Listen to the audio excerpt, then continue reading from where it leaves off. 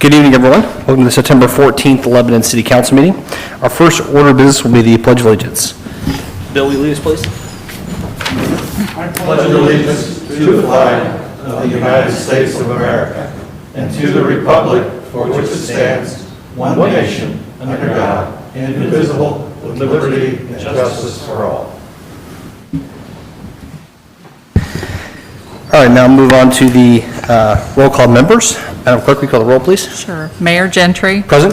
Becky McClure. Present. Bill Stoner. Present. Dick Robertson. Present. Alan Milburn. Present. Thank you. Okay. Now on to the approval of minutes. Are there any changes to the minutes? Would entertain a motion to approve? Make a motion, we approve the minutes. We have a motion to approve the minutes. Is there a second? Second. Motion and a second. All in favor say aye. Aye. Those opposed? Minutes are approved. All right, now we'll begin with department head reports. First up is Police Department. I believe we have Deputy Chief Bales here with us tonight, or Major Bales. Good evening. In the last 2 weeks, Lebanon Police Department had a total firearm applications that were processed of 23. Total calls for service were 981. 30 arrests, 10 for OWI. 4 on warrants, 3 for battery, 3 for possession of methamphetamine, 2 for possession of narcotics, 1 for possession of controlled substance, 1 unlawful possession of a syringe, 1 dealing methamphetamine, 1 habitual traffic violator, 1 resisting law enforcement, 1 neglect of a dependent, 1 for domestic battery, and 1 for carrying a firearm without a license. Last week, we conducted our department-wide training for our new Cortico Officer Wellness app, actually over the last month. The training was also presented to the spouses of our officers and has been well received by all. Have a really positive feedback from our department for that. September 9th through the 11th, we conducted our department-wide firearms qualifications. Officers qualified with their patrol rifles, duty pistols, and their off-duty weapons. CSI Colleen Brandenberry completed online training in environmental storage considerations for forensic evidence and in evidence management during the month of August. And on August 27th, Detective Captain Amy Dickerson received online internet investigations training from the Comcast Legal Response Center. And that's all I have. Okay, thank you, Major Bales. Seems like a little higher OWI count than usual. Was there an initiative, or just are they all kind of related?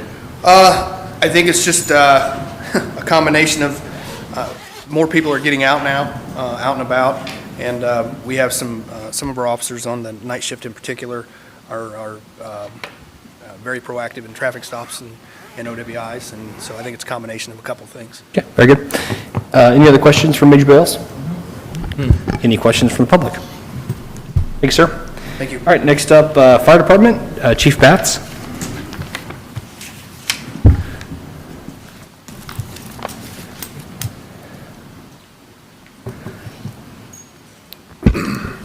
Good evening, everyone. Since the last Board of Works meeting, Lebanon Fire has made 178 emergency calls for service, logged 330 training hours, installed 2 car seats, and performed 55 site and commercial inspections. Firefighters Lane Beeler and Matt Need graduated from the Pike Township Fire Academy on September 9th. They will be on shift this week, starting today and the 16th, so very happy to get them from the academy. Appreciate Mayor Gentry attending the graduation. Vickery Remodeling will be at Station 11 tomorrow to begin installation of the Safe Haven Baby Box. Malhoff's Alarm Services will be in on Wednesday to complete the alarm and testing. This project has been going for some time now due to health concerns and issues. It's really slowed the process of this. We've had some very generous donations from citizens here in Lebanon, as well with Vickery Remodeling. They're going to be installing the baby box free of charge. Malhoff Alarm Service is doing it at a considerable reduced rate. So we're hoping to have everything done this week. We'll do some testing, and then, I don't know if it's appropriate, but a ribbon cutting, if you will, for the Safe Haven baby box that we would like to invite everyone to, and it will be open for use. So I'll be in contact with you regarding that, and we can move this project forward and finish it off. On September 1st, engineer Tyler Aguirre started rope rescue technician certification. We have a growing number of firefighters that are receiving this certification, and it's allowing Lebanon Fire to become much more self-sufficient regarding high and low-angle rescue. So we're very happy that we're able to offer this to our community and surrounding areas. September 9th through the 11th, firefighters completed their annual physicals. The physicals are in compliance with NFPA 1582. This is a very in-depth physical, everything from treadmill tests to EKGs. This is something that we do for our firefighters to make sure they're in proper firefighting condition, if you will. And got great reviews from the department members. They really appreciated the physicals and what it does for them. We would like to thank Lieutenant Troy Clemens of the Pike Township Fire Department for assisting with our 9/11 memorial service. Lieutenant Clemens is a member of the Indianapolis Emerald Society, drums and bagpipes. He lended us his talents for the 9/11 service and just did a tremendous job. Unfortunately, this year, we had to carve out a different memorial service because we still have restrictions with the public coming into the fire stations. And so we did everything online, virtual. It was a great experience. We're up around 6,000 views, believe it or not, on our memorial service. So we want to thank Lieutenant Clemens for that. Then last but not least, Lebanon Fire is once again doing its No One Fights Alone campaign regarding cancer t-shirt sales. All the funds will go to the Boone County Cancer Society, and we were wanting to help them out because of the abbreviated Boone County Battle of the Barbecue that took a significant hit this year. You can go to the City of Lebanon Fire Department's Facebook page. You can see the design. The cost of the shirts are $15. 100% of the proceeds will go to the Cancer Society. You can order your shirt online, or you can contact the station, and we'll take the order up on September 18th, and all funds will be funneled through the Lebanon Fire Auxiliary. That's all I have this evening. Okay. Thank you, Chief. Any questions from the board? No. Okay, thank you very much. Appreciate your time. All right, next up will be Engineering Department. Kevin Krulik.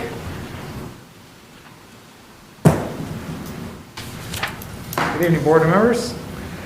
Update for 9/14 from the Engineering Department. We haven't talked about downtown a little while. I know it's really wrapping up, but wanted to let you guys know of a couple things you may see happening in the next few weeks. The light pole bases that we were missing for the 2 light poles on Meridian Street and the 2 light poles on State Road 39 have arrived. I'm going to get those installed this week, and that will wrap up that. I've also received notice as of this afternoon that a couple of the shrub and tree replacements that were pending are scheduled to be here sometime the week of September 28th. So in about 2 weeks, those should go in. Again, probably not something that's going to be really noticeable to the public, but we're just wrapping up the last couple things on that. And then one final thing is we will be resurfacing the sidewalk on Washington Street in front of the Pythias Hall building, in front of Lacey Boggs and St. Adrian's Meats. So that will be done the first week of October. So wrapping up those last few miscellaneous things that will close out that project. Indianapolis Avenue Phase 2, we did our pre-final inspection on September 1st, and they are required to wrap up those punch list items later this week. That include primarily nothing substantial, but there was some reseeding that had to be done and some curb repairs, some curbs that are holding water. You're not going to see those come fully out and be replaced. They're just going to do some grinding in the gutter to make sure those are drained to the inlets. So that should be wrapped up this week as well, and that will close out that project, at least as far as the contractor is concerned. Obviously, there's NDOT and federal highway documentation that will have to be wrapped up after that. Pavement resurfacing, community crossings, we're complete, just working on final pay applications and project closeout. But really why I want to mention that is we just got word today that they are going to open up community crossings for a round 2 call yet this year. So we've been told that was going to be canceled, and we'll be looking to 2021. So I'm excited to say that round 2 will open up on September 25th with applications due by October 23rd. So that's good news for those programs, that's still going to remain intact. State Road 32 resurfacing, again, an NDOT project, not our project, but happy to report the striping was scheduled for this week. The contractors have been there working, so we should see that get wrapped up, and that will close out that project for the state. Sidewalk replacement programs. We have had on the cost share program, we have 15 fully executed applications that will be funded with this year's allocation. There are 4 pending applications that we just will not have money to do this year, so those are going to just get deferred to 2021. But the program has been, as always, wildly successful. I'd say even more successful than last year, which was a banner year for us. On other active living sidewalk programs, Lafayette Avenue, Witt Road, Riley Road, those sidewalk projects are moving forward. The title work is now complete on all those right-of-way acquisitions. Agreements are in place, at least in principle, for the donation of right-of-way along Lafayette Avenue from Camp Street up to Jacques Drive. And we are just working on those final right-of-way acquisition documents, which are on your agenda for later this evening. And we would anticipate the start of that sidewalk construction from Camp to Jacques to tie into Clear Vista to start later in the month and be complete in early October. The Witt Road Bridge, also important because of the new announcement on community crossings coming back. That bridge design is at about 75% complete. Permit applications are moving forward, including our IDEM Section 401 water quality permit, our U.S. Corps of Engineers Rule 404 permit, our IDEM Rule 5 permit, and our DNR construction in the floodway permit. All those permits are being filed and moving forward, all in anticipation of bidding that project out this coming winter. Title work has been ordered. All title and encumbrance reports have also been ordered, and the right-of-way acquisitions is moving forward for that project as well. Keep in mind, our original plan was to submit that for the Round 2 Community Crossing Program, which we're happy to report is now on, and we will plan on submitting that in September or October, and hope that we're successful in getting 50% of that bridge paid for. Keep in mind, early estimates were about $800,000 for that bridge. Big 4 Trail, just wanted to point out that our soil borings are scheduled to start this week, so you may see some activity along the Big 4 Trail, looking at some of those soil conditions that are causing the path to heave and to buckle in areas. So we will begin the soil borings to further investigate what's happening there. Grant Street, really not a whole lot to point out other than we're still working with the contractors on the William Street stormwater outlet for the Grant Street project, getting those pavement repairs and landscaping repairs wrapped up. And I've met with some of the property owners early this afternoon to hear their concerns over the primarily landscaping issues. Fordyce Street, still staying on that east side of town. That is moving forward. I did get late last week some funding strategy recommendations for Baker Tilly. Not quite ready to prepare, not quite ready to share those with you, excuse me, at this point. But their primary funding strategy was looking at the stormwater fund, and we need to further analyze the stormwater fund to look at it from a cash flow basis to see. We're probably going to get into a small bond issuance there, but we're basically trying to look at guaranteeing that bond issuance with stormwater income, and then also using stormwater funds that are on hand. Keep in mind, like most bonds, it will probably also have to be backed up with property tax, but again, we're working with Baker Tilly before we make those final recommendations to you and the council before we move forward. But we still are anticipating starting construction next year, or I'm sorry, not next year, 2022 on that project. The bike park, quick update there. Again, we've talked about the NICA agreement is in place. That is important as we go into this week. NICA is holding their first races ever in the state of Indiana this coming weekend, which means The president of the National Association will be on site. We'll be here on Friday and possibly again on Monday. We're going to let him tour the facility. We'd like to also interview him for our Love in Lebanon podcast, have him talk about the growth of mountain bike racing among the youth of this country and where that's going and where they see it moving from here. So excited to welcome him later in the week. Sunbrook and Sunbrook Villas. Just happy to report that earthwork is nearing completion on mass earthwork on the Villas side. And Sunbrook Section 2, they anticipate starting on earthwork later this week. So a lot going on that northwest side of town as well. And I should also mention while we're there that we're also wrapping up a couple of repairs in Auburn Meadows Phase 2 that will allow for the release of earthwork on Auburn Meadows Phase 3. So we anticipate Phase 3 also beginning later in the week. The only thing else I have is I'm just happy to report that the engineering department has made our first hire. We welcomed our new inspector, Scott Calvert, as our MS4 coordinator and infrastructure inspector. He started today, it was his first day. So happy to get to know him and get his feet underneath him and see where that will take us. But I think it's an important step for growing the department.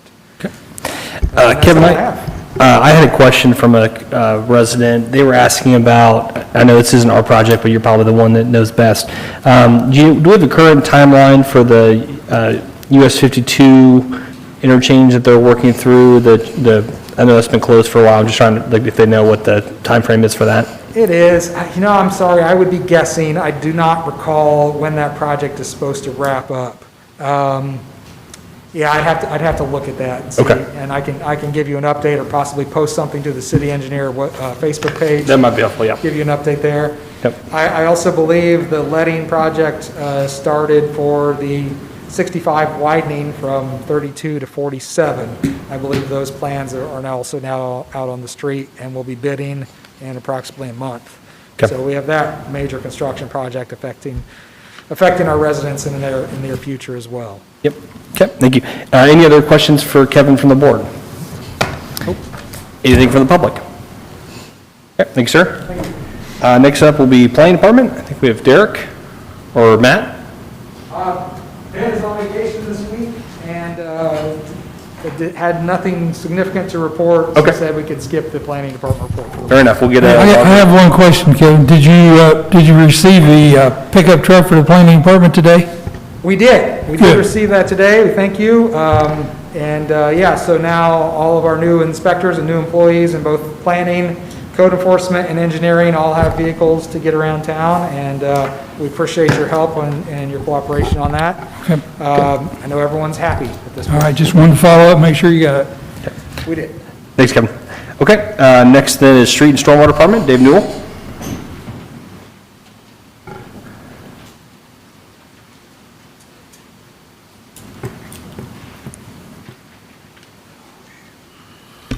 How's it going tonight?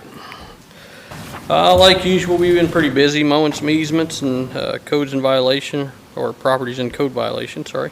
Our sweeper will be out like usual this week. We've been running about 3 days a week now. We have a part-time guy that just sweep. That's all he does. So he's been doing it since the 70s, so he's been with us a while. We working on some storm drain repairs on Patterson Street, so people might want to be careful around there. We got it coned off pretty good. And then we'll be moving over to, I forget, Helena or something like that, but Marley is where we'll be at. Clean off debris like usual before storms. We're about wrapped up putting up all our street signs for this year, so we're getting down to the end, and then we'll order more. We just didn't want to use up our whole budget and then have repairs that we couldn't do. So we try to leave some of that money in there, but we should be about ready to order new signs for next year and get started on that too.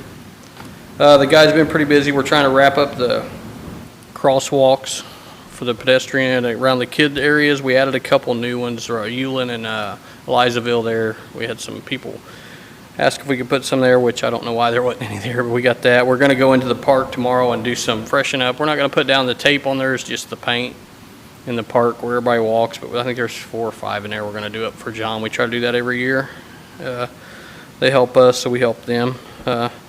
Still painting our curbs and hydrants. Once we get done with the crosswalks, we'll move back over to that and try to get as much of that wrapped up as we can for the season. Brush week was last week. We weren't quite as much. We only got 26,440 pounds this time, but I mean, that's still pretty good. It's doing pretty good. I think we still got to get the word out. There's people still setting brush out, and so we're going to have to do some door knock and let them know it's done for the season. So they're going to have to bring it in or take it to green cycle. And now if there's a storm, you know, that'll change. We're not going to have trees falling down and say we're not going to get them, but trying to get ready for some of our end of the year stuff. You know, like I said, finishing up the crosswalk striping, getting ready for leaf season to come around. Should have some new equipment coming in for that and swapping out our old leaf machines. So we're going to do some trimming with those. So our plow trucks and our machines don't get tore up around town because we got some low limbs. Plus the bus garage had a few called in for us to trim up. So be able to do that now. At the end of the month, we are having an LTAPs coming in at the street department to do a chainsaw training class for us, and we invited down this parks department, so they should be there as well. Just everybody get together, and they offered a free class, and it's a good one, so plan on knocking that out as well together. Thanks again to the parks department for loaning us their chipper. That helps a lot, so hopefully we'll probably just have to look at getting another one to add to our fleet for next year, but we're just trying to ride out this budget cycle. And that's about all we have at the street department. Okay. Thank you, Dave. Any questions, street department? Do we have a fall cleanup or anything planned? Yeah, fall cleanup is, let's see, October. I don't know, I should have brought the paper. I mentioned it last time. It's end of October. I think one of them is the first weekend, one of them is the last weekend. I don't want to, we confused people last time. Send me a note, will you? Yeah. I'll try to get it on my calendar. But yeah, it's definitely in October. Find out. Don't know it off the top of my head. I don't want to say because then I'll have everybody showing up. But We'll make sure we know it's the next one. I'll make sure I bring that with me and get that Okay. flyer going so we keep reminding everybody because that's a big event for us. Okay. Yeah, I've got a question. Were you able to recall the traffic information for Elm Swamp Road and Gulfside Crossing? Yeah, I think I gave that to you. Didn't we, So Kevin? we'll talk about that when we do the, Yeah. Yeah, we was able to, with IT's help and their IT's help out of California, there was something that just updated in our computer that wasn't recognizing it. So it was all there, we just couldn't access it, but we got it back and we got it. All right, thank you. You're welcome. any other questions from the board? Anything from the public? Okay, thanks, sir. Thank you. Next up, Communications, Community Development, Jill Page. Hey, so you know too, Park made it here. Yeah, I saw him, yeah.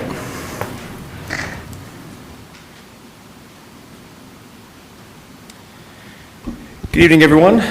Beginning my report, some exciting news that we recently received just this week from the Indiana Arts Commission. You may recall in the previous Board of Works report, we talked about our desire, the community development the department's desire to increase art in our community, and so we applied for a Creative Community Pathway grant. Found out that we were actually awarded for that grant, and so successful submission there.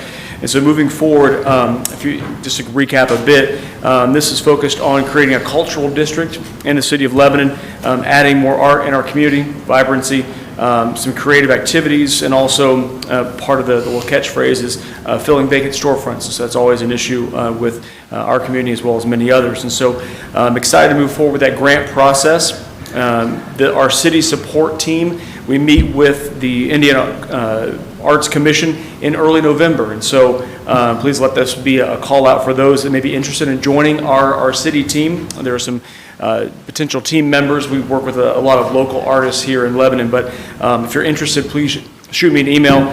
It's my first name, Joe, J-O-E, dot my last name, LePage, L-E-P-A-G-E, and that's at lebanon.in.gov. Again, we're excited to be able to move forward and potentially create a cultural district and add more art to our community, and so really excited about that.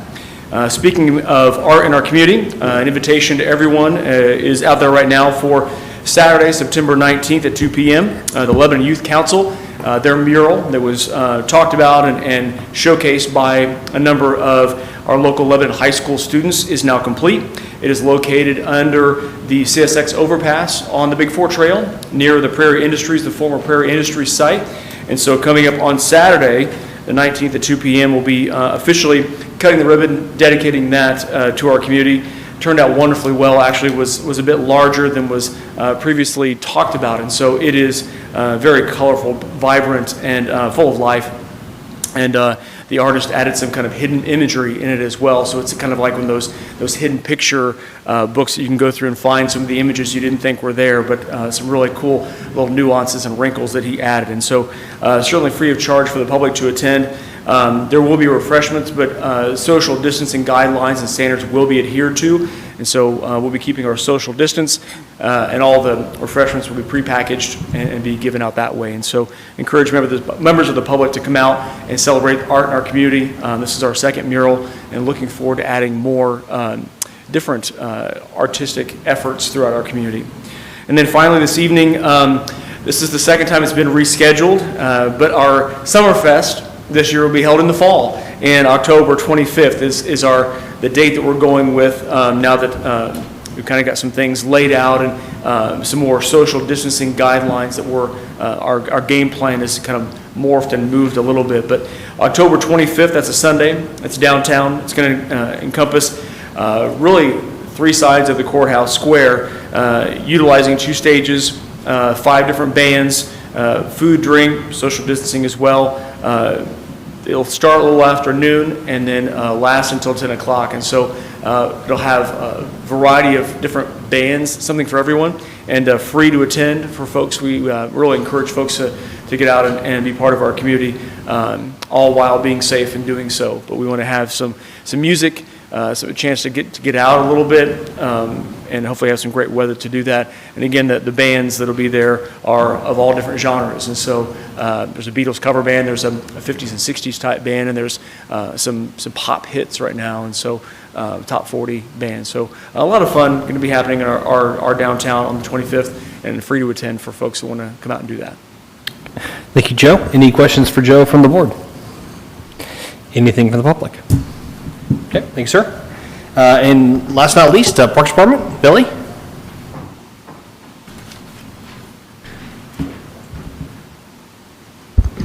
Appreciate you making the special trip down here for us. So appreciate you making the trip down for us. Well, this probably won't be real good, but we'll go at it. Just to let you know, our daddy-daughter dance was finally happened. We had it outside. The weather was perfect at Seashore Park. Elsa and Olaf, of course, the theme was Frozen. They got there, they danced. We were looking forward to next year's dance. Everybody seemed to enjoy this year. We're hoping next year is the same thing.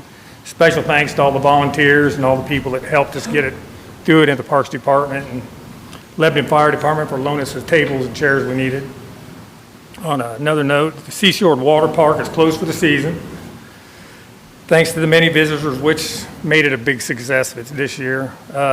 We still had large crowds at the pool this season, and our staff has done a great job at adjusting to the rules and guidelines that we had to run by. With the cooler weather upon us, we'll be closing the splash pad down this weekend. We also have a new playground, rope equipment coming in the next couple of weeks to be installed at the park, Memorial Park. We're also going to install a fountain at the Conservation Club to help aerate the water. And the last note is the Civil War event has been canceled. And also the Boys and Girls Club soccer is up and running at Reese Park. And we just want everybody to be aware of all the traffic that's going to be in there on the weekends. Okay. Other than that, that's it. Any Thank you, questions? Bill. Any questions from the board? Anything from the public? All right. Thank you, sir. Appreciate it. Welcome. Okay, that concludes department head reports. Move on to old business.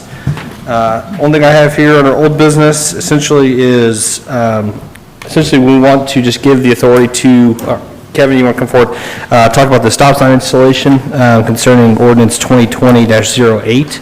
Essentially, just want to give them authority that if and when the council adopts the ordinance, they have the authority to install that. So, Kevin, I'll let you kind of talk about this briefly if you want to say Yeah, anything. absolutely. I'll be brief. You know, we heard comments from this body as well as the council. We've made some amendments to the ordinance. Primarily, we're now just looking at 2 primary intersections. One is the cleanup issue that we have at Lafayette Avenue, West Main. That is still on there. We also would like your blessing to install stop signs and turn the intersection of Elizaville Road and Elm Swamp Road into a 3-way stop. But we have removed from the request or from the ordinance the idea of Elm Swamp Road and Gulfside Drive.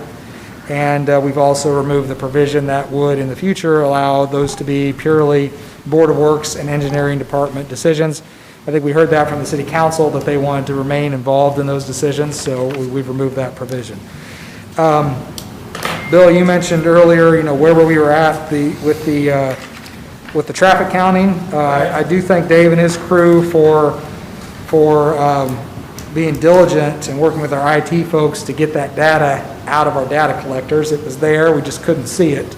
So I'm happy to give you a little bit of a peek behind the curtain on engineering warrant analysis for stop signs.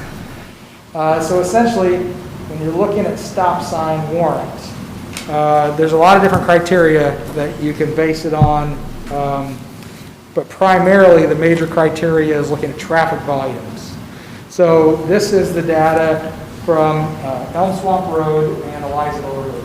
And back up a second, this is, you can see here where we took traffic counts. So Elm Swamp Road runs through the middle of this, and there's Elizaville Road going off to the east, right there.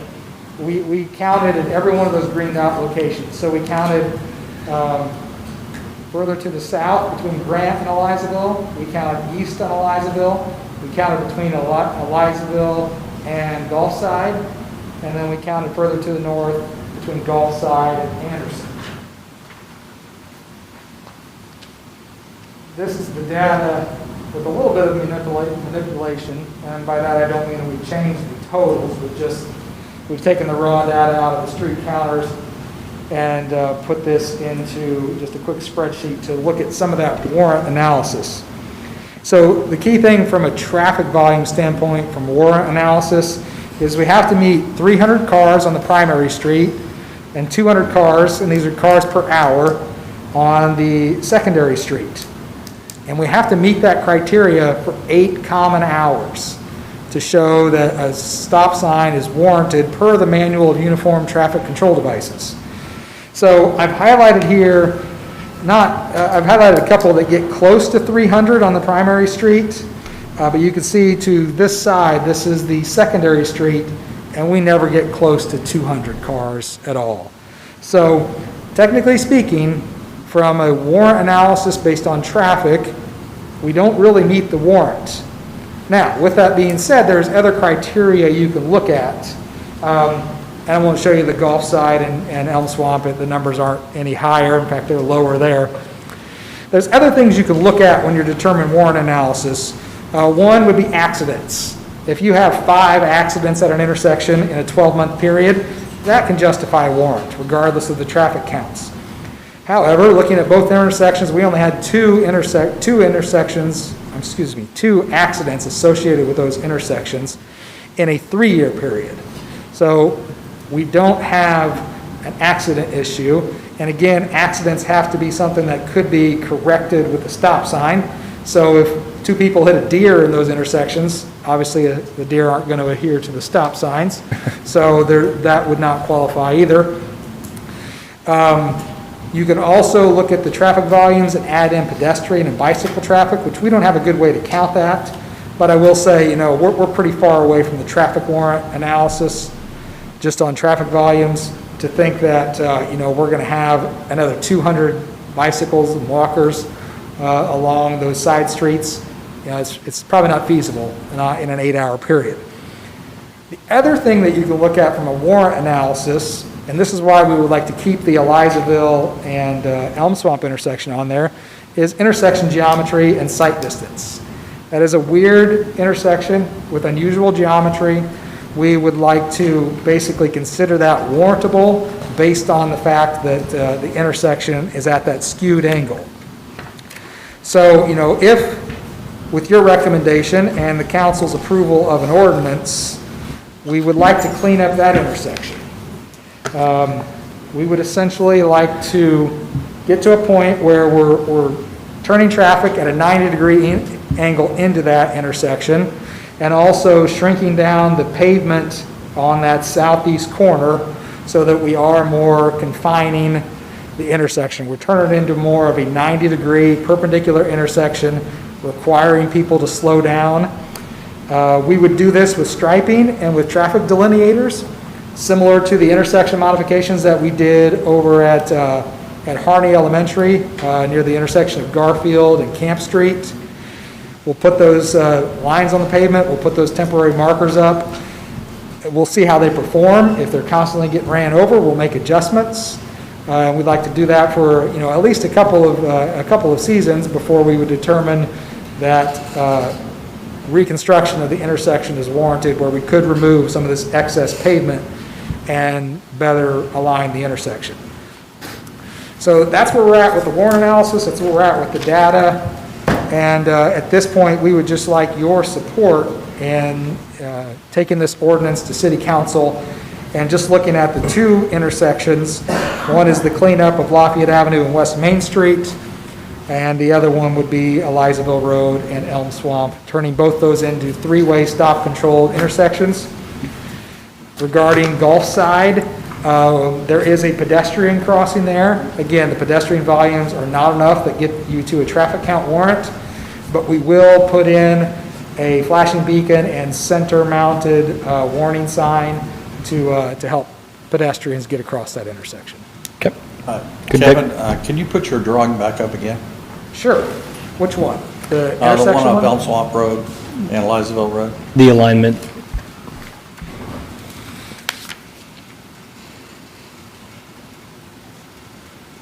Okay, and maybe you got plans to do it later on, but will we be striping for the walkway across that intersection? Yes, that's not shown on there just because it clutters up the drawing a bit, but yes, we would stripe the crosswalk. Yeah, I like this because this will really, I've been out there since, about 55 years going through that intersection, okay? Sure. And I know how fast a lot of people go around that intersection, and Tony could probably answer that as well, as they're headed out Elizaville Road and they keep right on going, so. Yeah.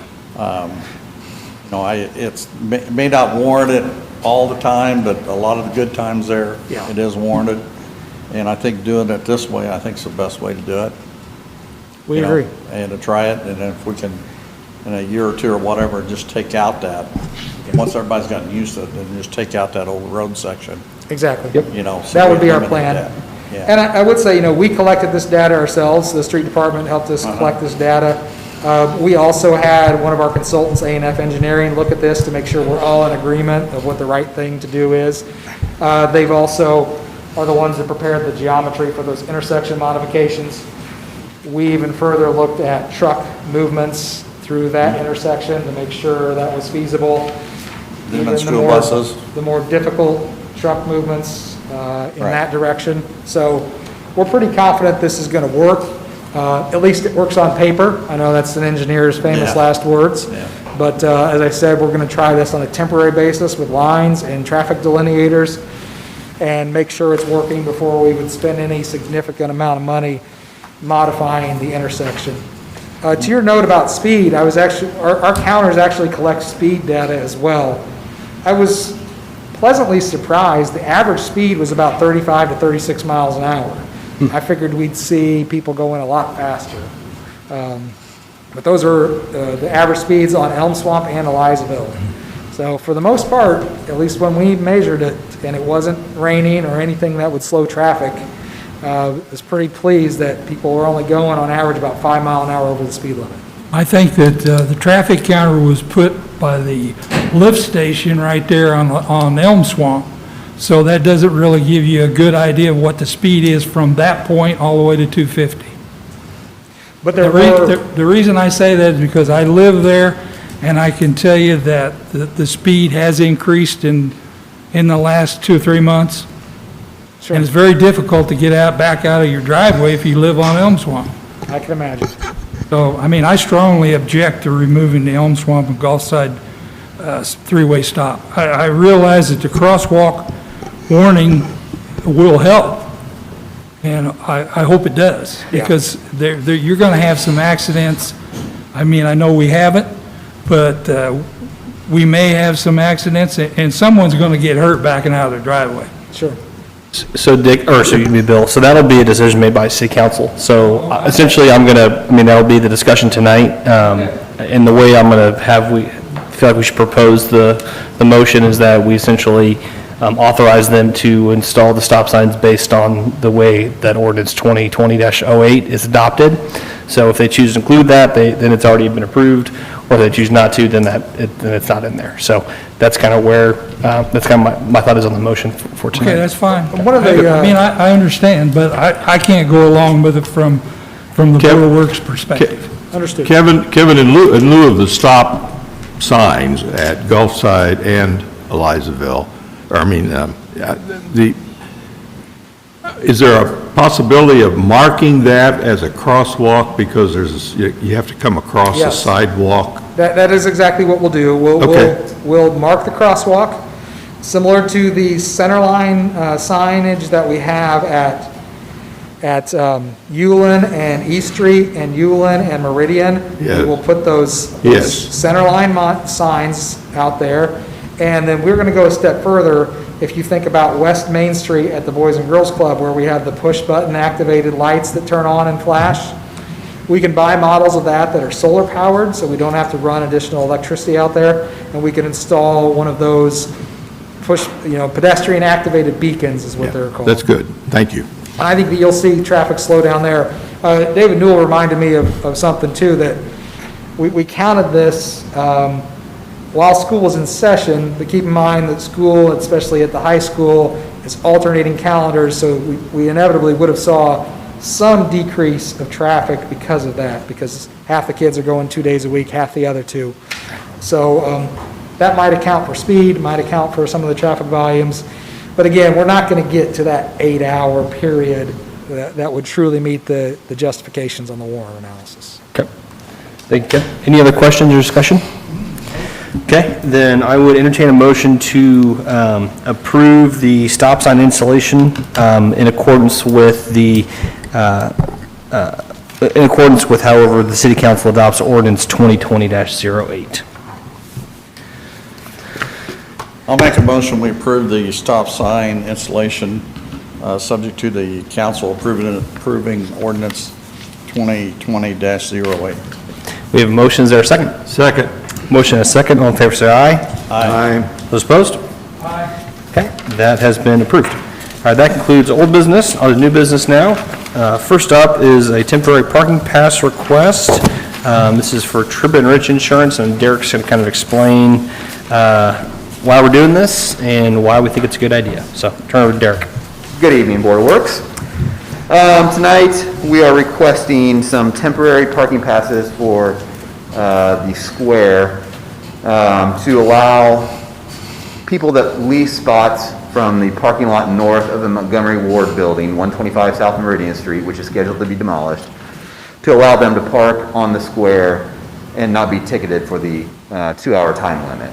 So in preparation of demolition of this building, we determined that site access obviously is extremely tight. The building envelope basically is the property lines on all 4 sides. And to gain access for the contractor selected, it became a whole lot easier to try to work out an agreement with Tribbett and Rich Insurance to use their parking lot. But he does lease those spots out, and we did get financial reports on that for supporting documentation. There are 26 spots in that parking lot that are leased on a annual basis, monthly, but they pay annually. So we are seeking to obtain 26 parking passes as issued with the county for their people to park on the square and not be ticketed for the 2-hour parking on a temporary basis until the demolition is completed. So with a notice to proceed is when the agreement will start, and then once the demolition is complete, and if the parking lot is handed back to Tribbett Rich, those parking passes will not be in place any longer, and they'll go back to their normal parking. So it's a temporary issue of 26 parking passes. And so Derek, we think this will take roughly how long? Roughly from notice to proceed till the end, probably 2 to 2.5 months. Okay. Will they get some sort of a temporary parking permit or something to stick in their window or something? Yeah, we'll have to, So Dick, my intention is to make this different than the kind of passes the Tanya issues that are essentially kind of like stickers. These will be more like a placard, like essentially a laminated piece of I don't care, something they put in their windshield. Yeah, I can see. Yeah, that chick will be able to see, that he'll know, and it'll have my signature saying it's an authorized, it's not something somebody just made at home.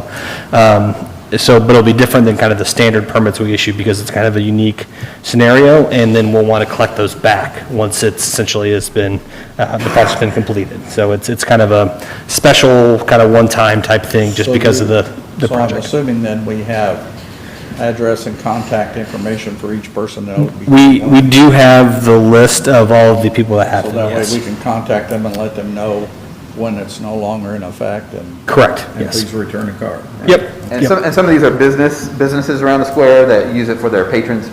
So to have a sticker on a window isn't necessarily an efficient manner to handle either the people that visit Edward Jones or, Jim Morog's law office. So he can give those to people as needed, clients and whomever. They can put that in their window, then turn it back into the business when they're done, so. Yep. It's just temporary, so. Just temporary. Correct, yeah, yep. So where, are these 26 people, where are they to park? Are they only on the inside of the square like the county? No, Employees? so these will be general, anywhere we have parking. Somebody talking to Chuck? We will, there's no reason to talk to them until we actually adopt it, but yes, 10-4. once we do it, Okay. then yes. They'll be able to park anywhere around the square. Correct, It'd yeah. be a It doesn't have Exception it. of the rule for the 2-hour parking. Yep. Sure. Any other questions, concerns? Again, we feel like it's kind of a unique scenario. And again, once we have the building demoed, it actually will serve as a parking lot until it's redeveloped. So essentially, we'll be having more parking available downtown once it's done, but we need that kind of intermediate period, so. I'll make a motion, we approve. Let me ask for public comment real quick. Any public comment concerning this issue? Okay, now I'll take the motion, Dick, if you want. I'll make a motion, we approve temporary parking during the time of demolition of the old Monkey Ward's building. Yep. We have a motion and a second. All in favor, say aye. Aye. Those opposed? Okay, that is adopted. Thank you, Derek. you very And I'll much. work with you on making sure, get all that put together for you. Okay. All right, next item is surplus equipment for the Parks Department. Bill, I believe you have this? Is, John's not here? No, he's not.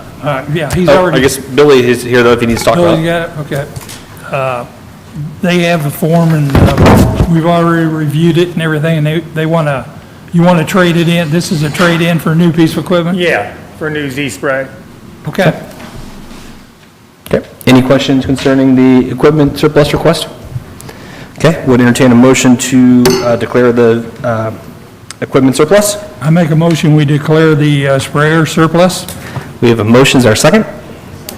Motion and a second, all in favor, say aye. Aye. Those opposed? That is approved. All right, and last up is acceptance of right-of-way dedications for Lafayette Avenue. Kevin Kulik? Thank you once again. Real quick, as I mentioned in my report, we're getting ready to start building the sidewalks from where the sidewalks stop at Camp Street on Lafayette Avenue, north across the intersection of Riley Road, to where the sidewalks stop at the south end of Clear Vista. So what we have, there are multiple parcels there, but essentially only 2 owners. Mr. John George owns all the land between Riley Road and Camp Street on that side of the street, and then the Sanfords own the house on the northwest corner of Riley and Lafayette. Both have agreed in principle to donating the land for our efforts to install sidewalk. They'll both be dedicating 25-foot rights-of-way for their half of the street, and that will facilitate us putting the sidewalk. So we are still working with our surveyors to get the final land descriptions to insert into the right-of-way agreements and the right-of-way warranty deeds. But I would like to get your approval to move forward with acceptance of those right-of-way dedications, subject to legal review, and authorizing the mayor to accept those dedications on your behalf. Any questions for Kevin from the board on that issue? I got one, Kevin. Is there, I didn't see anywhere in here, maybe it was, and, because I was in another meeting and trying to read them. Was there any number of, how many feet of right-of-way has been, will be accepted? The width would be Yeah. 25 feet. Okay, but is it in this document, I guess? No, it's not. It will be in the document. It'll be formally described in a land description prepared by a registered land surveyor. Okay. Those are being prepared as we speak. I just don't have those to share with you at this time. Okay. So I'm asking you to put your trust in me, that we'll get those documents, have those reviewed by our legal staff, and then if you would so choose, authorizing the mayor to execute those. I just wanted to make sure we were getting Yes, we will. those. Any questions, any other questions on that? Okay, would entertain a motion then to accept the right-of-way along Lafayette Avenue, subject to final legal review and authorizing the mayor to sign those acceptance or dedications on your behalf. I make a motion that we approve the acceptance of the right-of-way declarations on Lafayette Avenue, subject to review and the mayor's approval. Okay, we have a motion, is there a second? I second. Motion and a second, all in favor say aye.